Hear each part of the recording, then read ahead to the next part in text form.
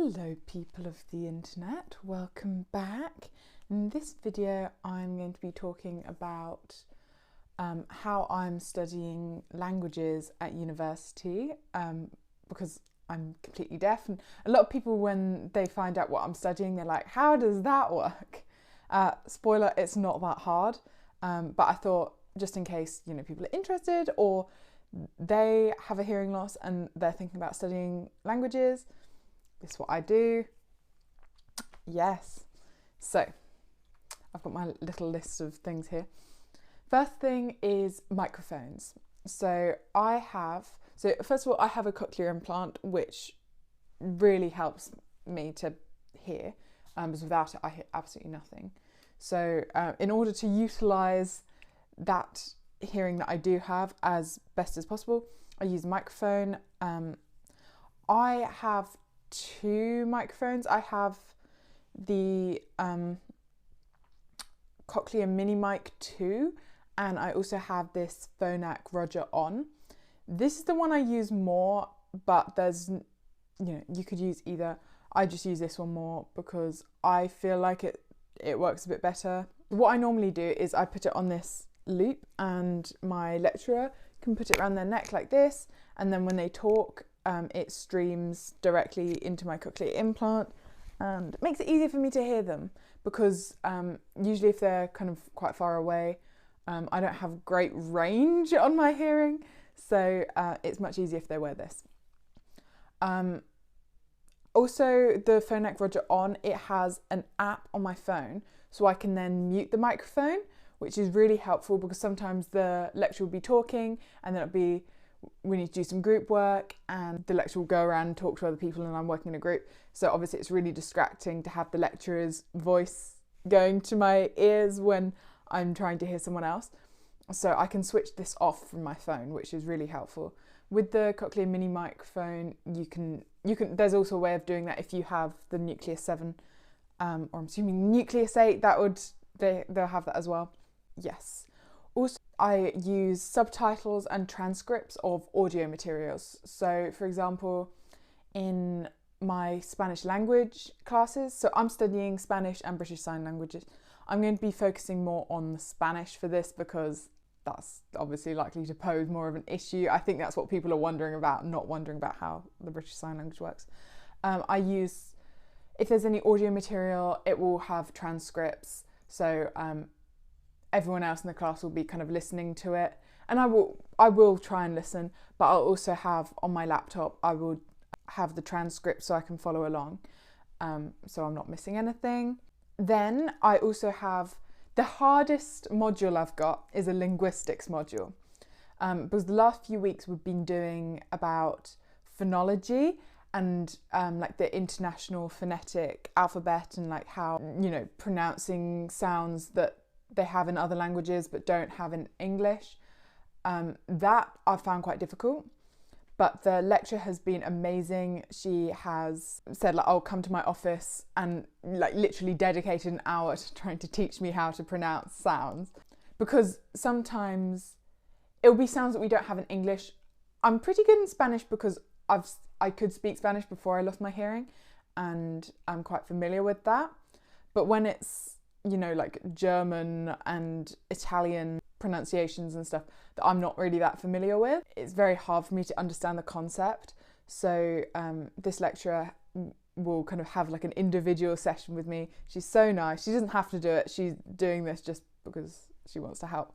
And she will kind of go through like French nasal vowels. Now this is how you pronounce it. I don't speak French, but she's teaching me how to say things. And vowels I find are quite hard. Consonants I find are a bit easier. Oftentimes it's easy for me to kind of, if you understand that international phonetic alphabet, it is quite easy to kind of work out what you're doing with your mouth to make a sound. So for example, if you say like let's give a sound that you don't have in English, like velar fricative, you know where your tongue has to be. It has to be like on the velum or whatever, and then you have to blow the air through like it's an S, so that would be like a sound. I think I'm doing that right. Anyone, don't tell me it's wrong. No, or do tell me it's wrong if I'm doing it wrong. And that is kind of helpful. Vowels are a lot harder because I just find that harder to visualize. That's what I'm doing with that. Also on my course there's a lot of online resources, so I just try and look at those as much as possible. There's a whole like online thing for the university where I can access all the materials for my course. I always try and make sure I've looked at things before the lectures, so I have a vague idea what it's going to be about, which then makes it easier for me to follow what they're actually saying because I already have a vague idea what they're going to be saying. And they also record a lot of the lectures, but they don't make them available immediately, so you have to wait until the half term when they release them. And the lecture recordings do have a transcript with them. Sometimes the accuracy isn't great, but it's pretty good, the transcripts for them. And I also have a bit of software called Caption Ed, which allows me to create captions for stuff in English and Spanish, which is really helpful if I can't find. Most of the resources, the lecturers have been fantastic at captioning stuff, but if there's a problem, I do have a backup. The things that I haven't really found solutions for that I am finding really hard is group work. What often happens is we'll be in a class or whatever, and then we'll have to work with the person next to us, which is fine. But I'll have my microphone on the lecturer and I can mute that, but I don't want to be, a lot of the times the lectures kind of go back and forth between the lecturer talking and then like group work. So I don't want to constantly be like running up and getting my microphone and then coming back and then giving it back. And that just, you know, I can't bother to do that, and I don't really feel that confident doing that. So normally if I'm going to be talking to the person next to me, I'll mute the microphone and then just focus on the person next to me. But oftentimes what will happen is in those situations, the whole room starts talking. So there's a lot of background noise. And oftentimes the person who I'm working with doesn't want to just start shouting out what they're saying really loud. So they'll kind of talk really, really quietly and like whisper it to me. And that's not going to work. Quite frankly, that's not happening. I can't hear you if you whisper at me, especially with background noise. So that's really hard. So I do have to rely a lot on lip reading. I'm still not great at reading lips in Spanish, which is really hard in my Spanish speaking lectures.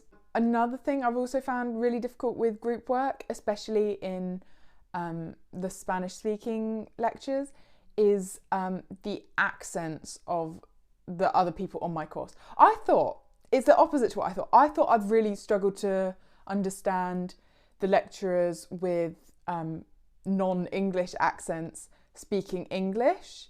I thought I'd struggle to understand that. But actually what I find harder is the students who are speaking in Spanish but with an English accent. I thought I'd find that easier because it's like the same accent as I've got, but no.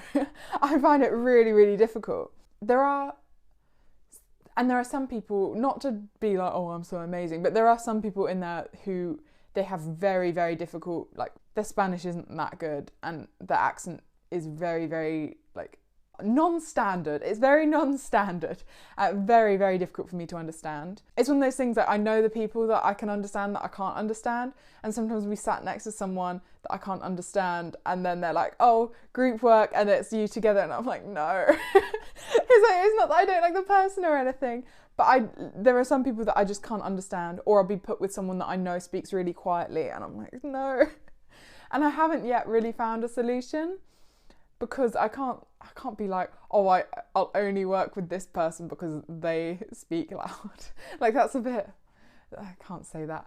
But if anyone has any tips or ideas for what I could do to make the things that I find hard easier, or if you've had similar experiences or there's anything you'd like to suggest, or if you found this helpful, please let me know in the comments. And thank you for watching. Bye!